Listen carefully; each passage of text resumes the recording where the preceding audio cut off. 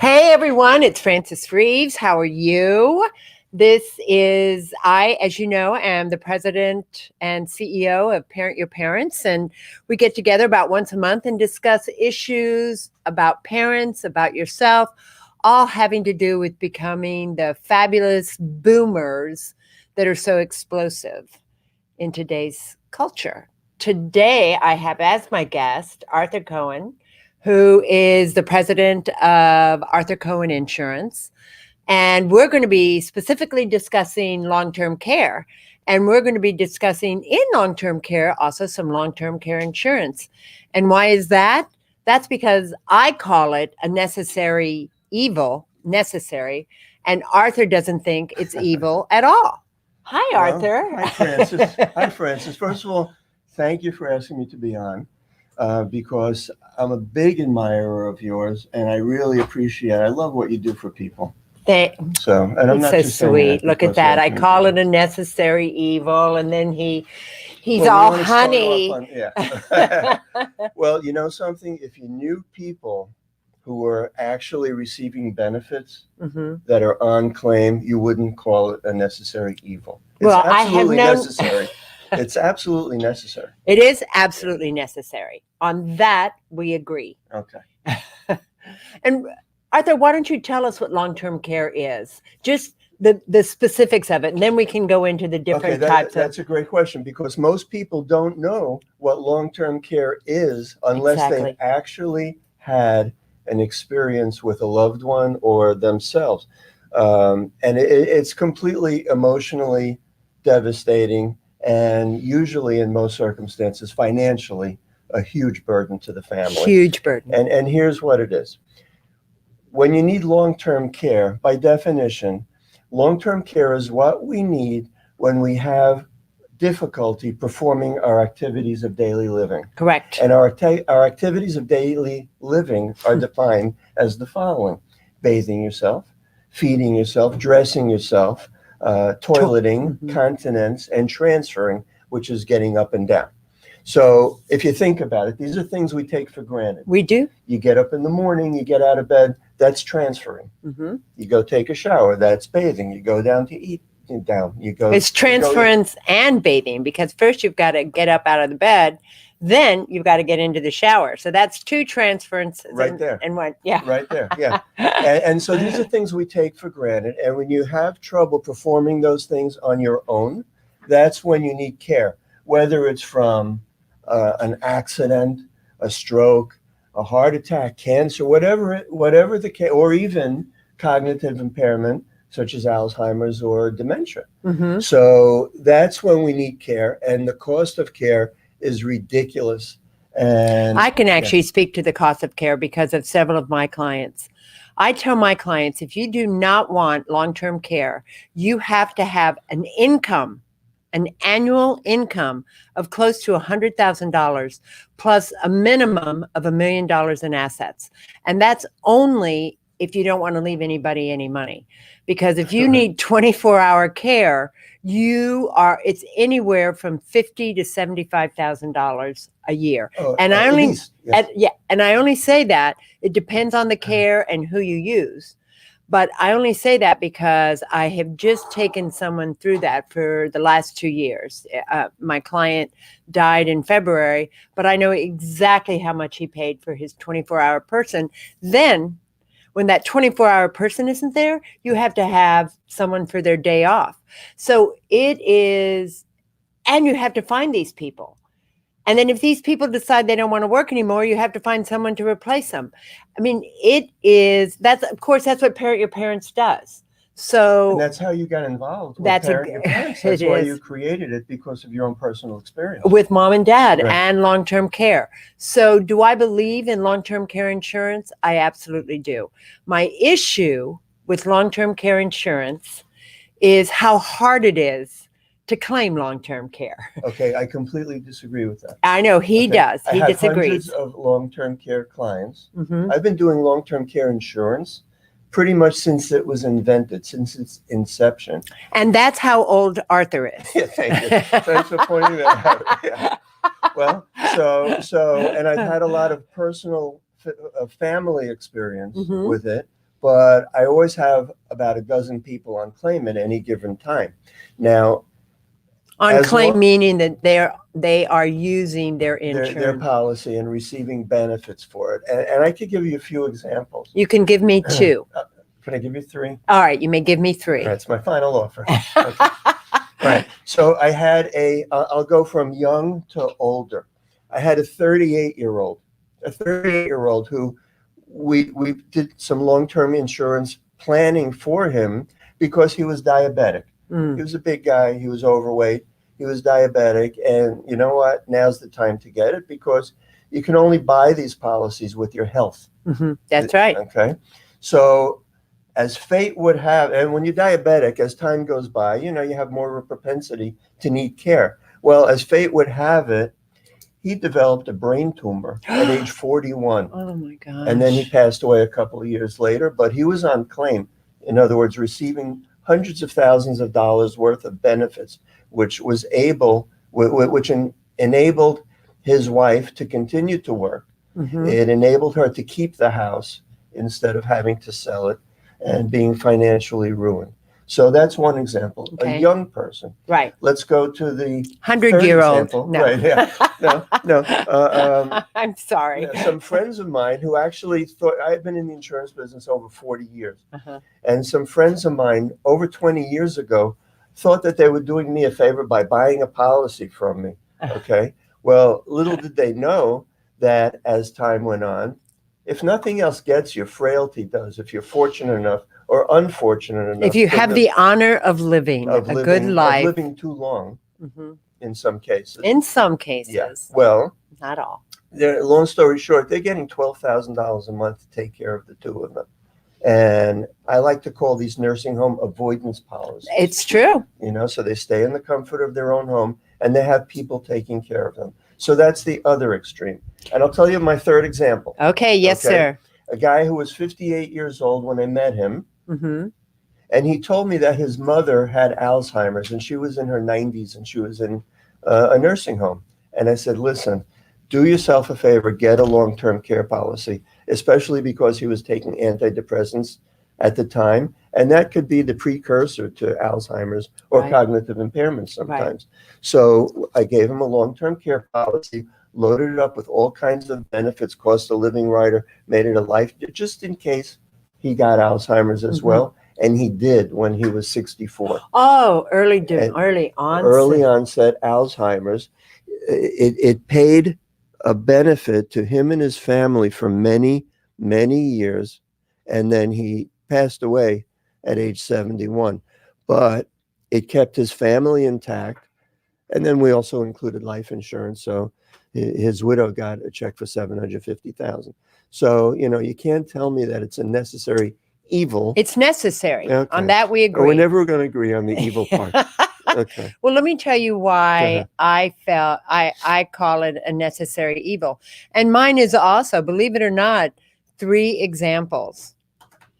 First I'll only let you have 2. All right, go ahead. First was my mother. Oh, I'm sorry. Mom and Dad had an old policy because they got in it when Arthur got in it, really yesterday. No. You said you've been in it since it. Okay. No, you're right. Go ahead. So at any rate, Mom and Dad got in it and they got what at that point was called 2-year policies or 3-year policies for a certain amount of time. And so Mother also got dementia. And at first, the kids didn't even know she had this policy. But as it turns out, she did. And so this whole rigmarole with the family. But finally, we get Mom her policy. And now we're trying to find a memory care unit for her, a place to put my mother, which was a whole lot more difficult. And that's a whole nother TV show. However, what the insurance company, and this is an insurance company that is a signer of the Constitution, what this insurance company did was count Mother's days incorrectly. And all of a sudden, they just quit paying. So Francis, the lawyer. That would be you. That would be me. Yeah. Had to count every frigging day.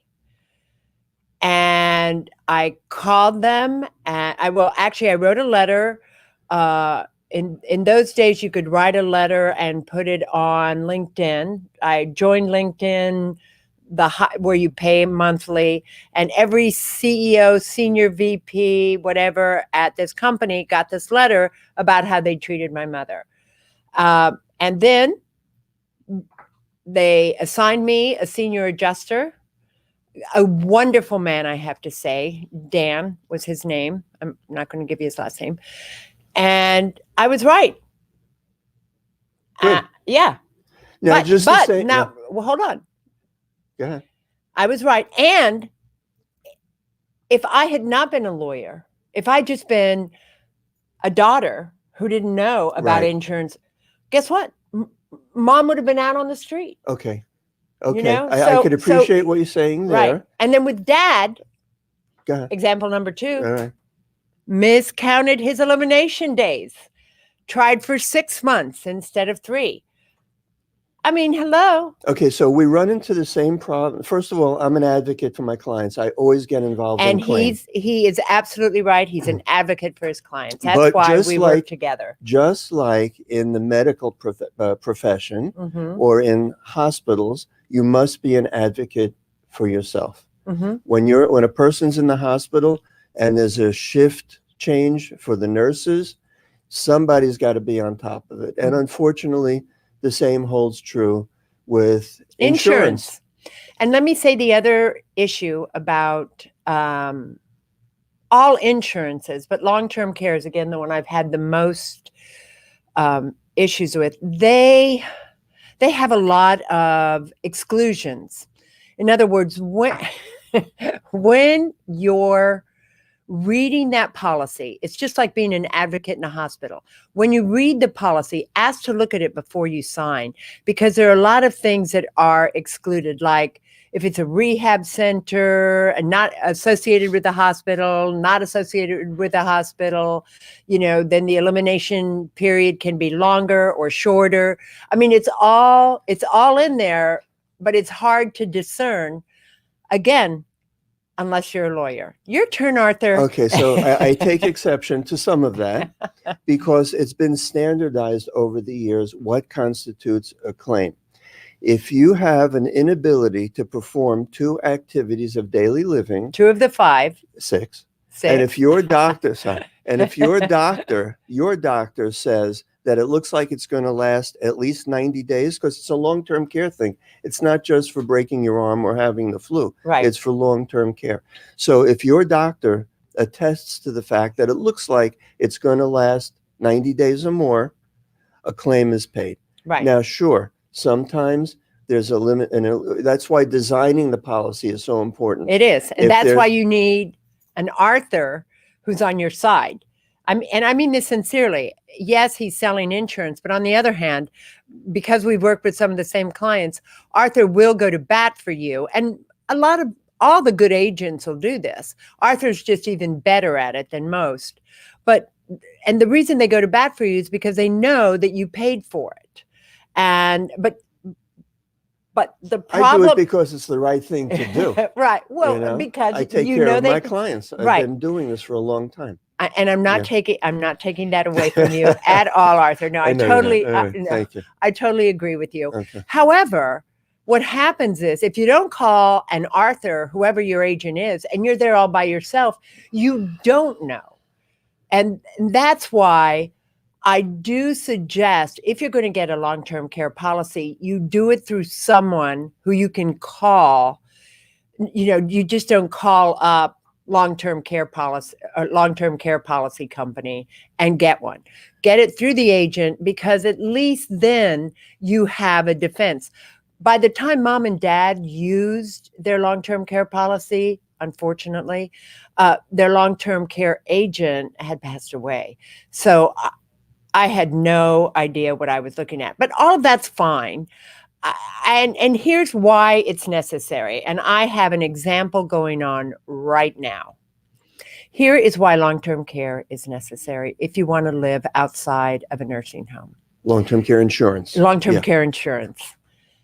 Because if you run out of money And we have in the United States a backstop called Medicaid. But to be on Medicaid, you have to be Indigent. indigent. Thank you. That's a much better word than poor. I don't know which one I like better. And what that really means is now, because you can't take care of yourself in a long-term care situation, and I've also been through this with a client, you end up packing their goods in a 4x4 box and taking them to a nursing home. Yeah. Exactly. You don't even have your choice of nursing You homes. know. It's whichever one is available. Has a nearest bed. Right. Wherever there's a bed. It's a terrible place to be usually. It smells Yeah. like bleach. Yes. People don't take care of you. And there are certainly, you can look on the parentyourparents.com website, and we have things to look for in a nursing home, but that's not the issue. You're putting someone that you love, that most of us would love in that position, but at any rate, you're taking them there, and then they also have to share a room because you have to pay extra, and you still have to pay every month. And that's why I call these nursing home avoidance policies. I think that's People prefer true. to be in the comfort of their own home. Or a memory care unit. Even if they can't do it, at least a memory care unit, you have your own home, your own space, it's yours, your own bathroom. You feel a little bit more like you're in your place. So is long-term care insurance a must? It is. Now, you've heard Arthur's side of the story as to why I call it a necessary evil, because if you think it's easy to count 2 years of, 365 times 2. I went to law school because I don't do math, but it's like 700 and something days that you have to count. If you think that's easy to do to prove a point, it's not easy to do. And mom and dad had me to at least do it. Most people don't have that. And so that's why you fit into the picture so well nowadays, because you become an advocate for the people for whatever their needs are. No, but I do hire someone to do the paper counting. Okay. Just for mom and dad do I do that.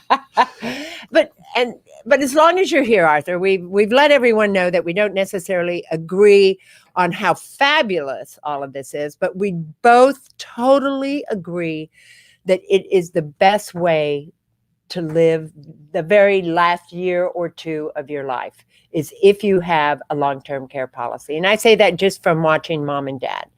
But nowadays, there are all sorts of long-term care policies. Yes. In other words, I remember even when I got my policy, and Arthur, let me ask you this.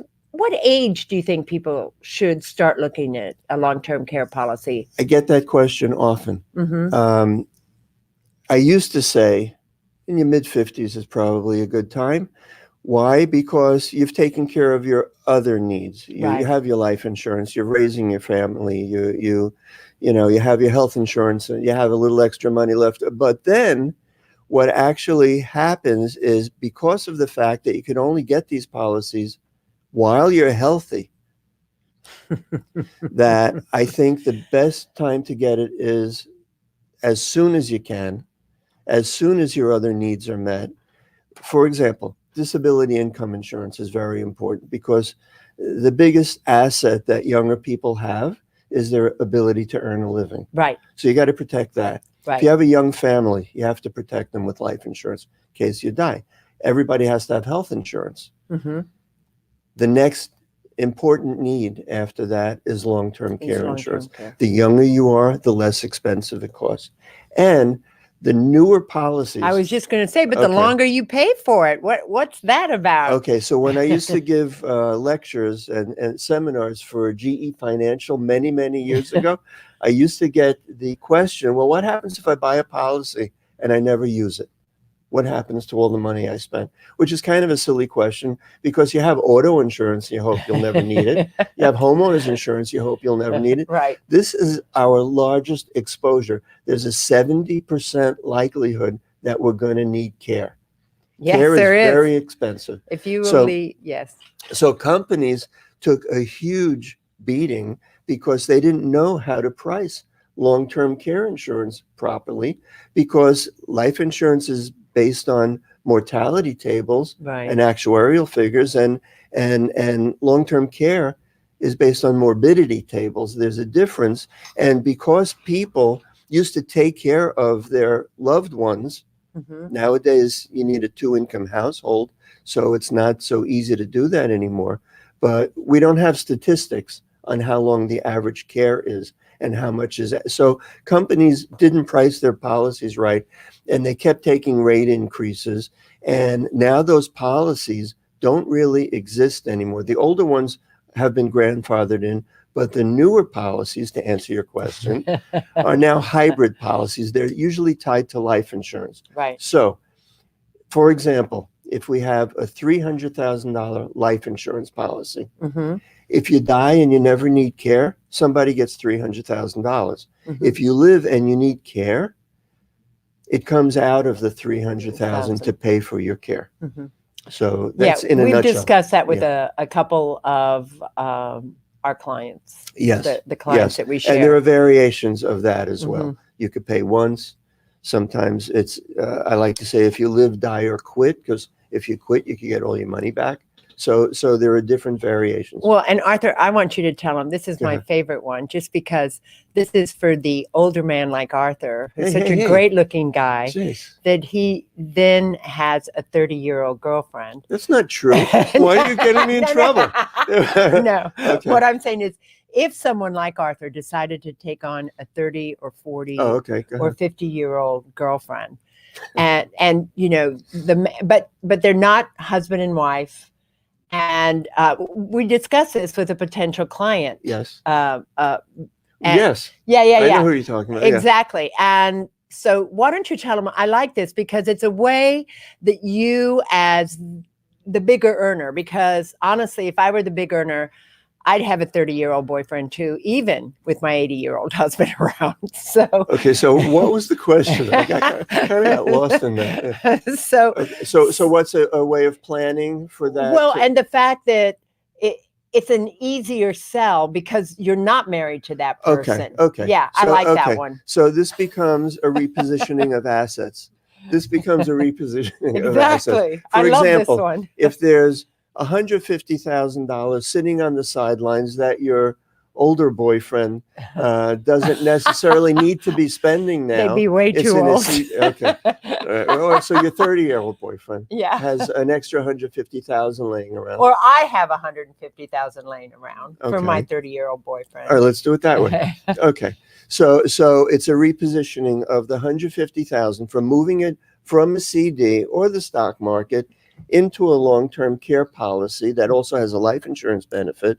If you die, he gets the 150. No, he gets 300,000. Oh, you're only spending 150, but he would get a 300,000, more or less face amount, death benefit.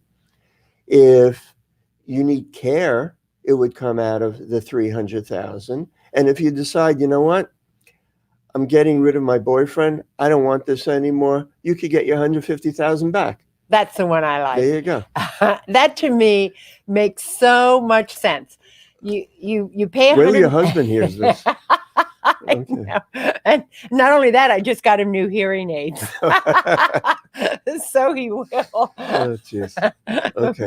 But you know, bringing it back to reality, there's a 70% likelihood that we're going to need care. It's important to proactively plan, whether it's a necessary evil or not. That's just semantics. Well, and I think the other important thing to not talk about, but that we're discussing is the fact that there are lots of different plans for lots of different needs. Yes.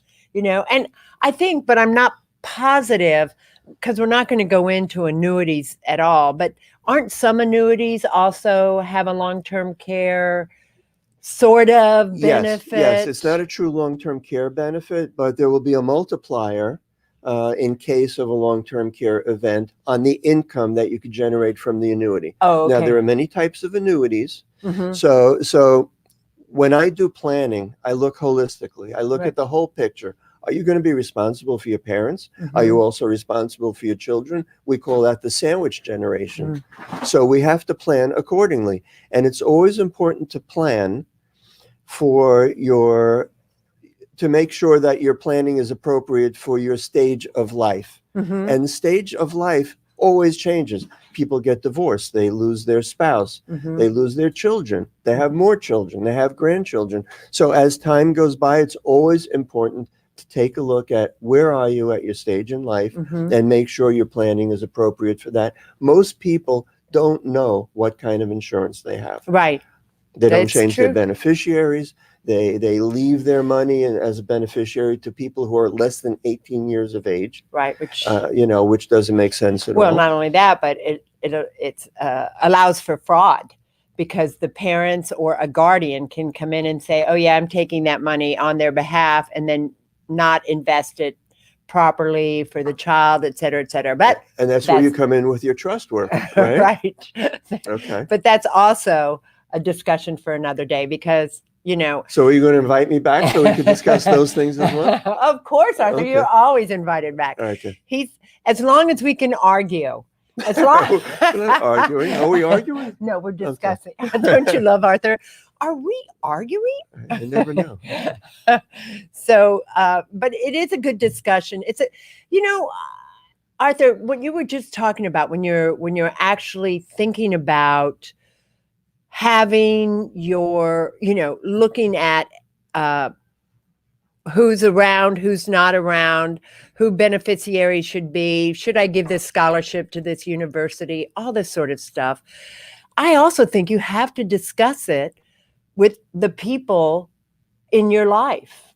I mean, I have no children, so most of my money, if I die first, my husband gets a portion, but most of my money goes to a scholarship fund for my undergraduate university. Shout out to Texas Christian. But that's not really your experience. Just right, Arthur? I mean, a lot of people like to leave it to different people. Oh, or for charities, or I mean, when we get involved in sophisticated planning, sometimes we use premium finance. If somebody donates their insurability to a college, to a college, or to an institution, or to a hospital, they don't even have to pay premium for their life insurance policy, because we could finance it.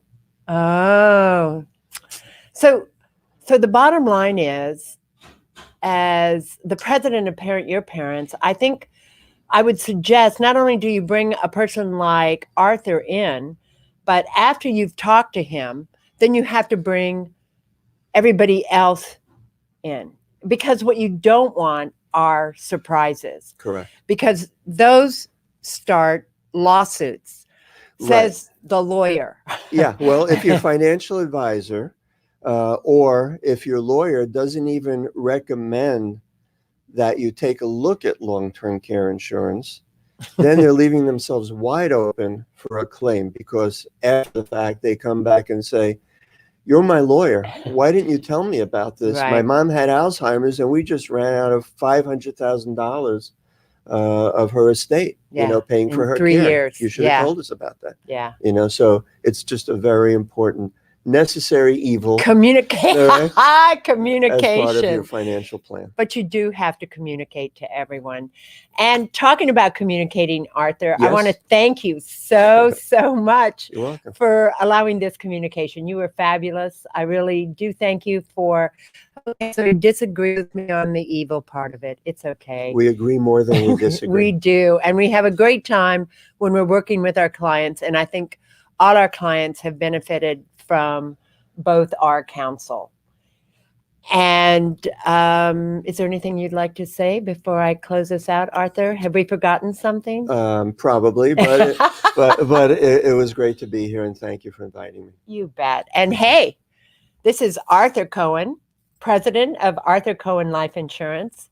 This is Frances Reaves, president of ParentYourParents.com. What's your website? Okay. Yeah, ParentYourParents.com. And mine is ArthurCohenInsurance.com. That's right. And we're both at Miami News at Miami Community News.